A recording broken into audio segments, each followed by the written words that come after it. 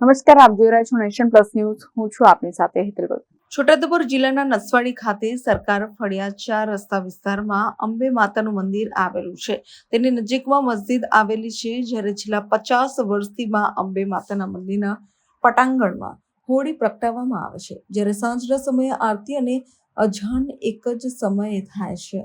જ્યારે હોળી પ્રગટાવવાનો સમય થાય ત્યારે આસપાસના મુસ્લિમ સમાજના લોકો પણ ઊભા રહે છે અને હળી મળીને તહેવારની ઉજવણી કરતા હોય છે. એકતાની મિસાલ છે માં અંબેમાના ગ્રાઉન્ડમાં છેલ્લા 50 વર્ષથી હોળી પ્રગટાવવામાં આવે છે.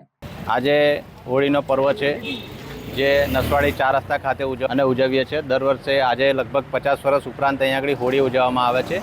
જે અમારી હોળી છે એ બધા જ હિન્દુ મુસ્લિમ ભાઈઓ જે છે એકતા જે અમારી જળવાયેલી રહી છે તેને લઈને આજે સર્વ હિન્દુ મુસ્લિમ ભાઈઓ થઈને અહીંયા આગળ વર્ષોથી હોળી ઉજવી રહ્યા છે.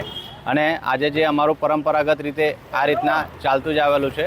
અને 4 રસ્તા નસવાડી એ જે 4 રસ્તા વિસ્તાર નહીં પણ આખું ગામ છે એ આજે એકતાનું પ્રતીક તરીકે જ અમને અહીંયા આગળ અમારું ઓળખાઈ રહ્યું છે. અને આ અમારી એક સંમતા અને એક જે છે બધાની હંપ તરીકે જ અમે બધા ભેગા મળીને અહીંયા આગળ ઉજવણી કરી રહ્યા છે. અહીંયા આગળ ધારો કે કોઈ લાકડા લાવવાના હોય તો ટ્રેક્ટરની વ્યવસ્થા અમે કરાવી આપીએ છીએ.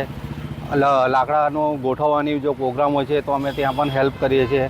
સળગતા સુધી બધું આયોજન, કોઈ પબ્લિકને કોઈ જાનહાનિ ના થાય એની પણ અમે તકેદારી રહીએ છીએ.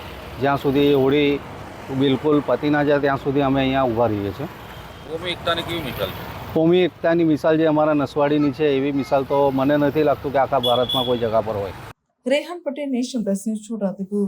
સમાચારોના સતત અપડેટ મેળવવા માટે અમારી નેશન પ્લસ ન્યૂઝની યુટ્યુબ ચેનલને સબસ્ક્રાઇબ કરો, બેલ આઇકન દબાવો અને જોડાયેલા રહો ફેસબુક, ઇન્સ્ટાગ્રામ અને ટ્વિટર પર.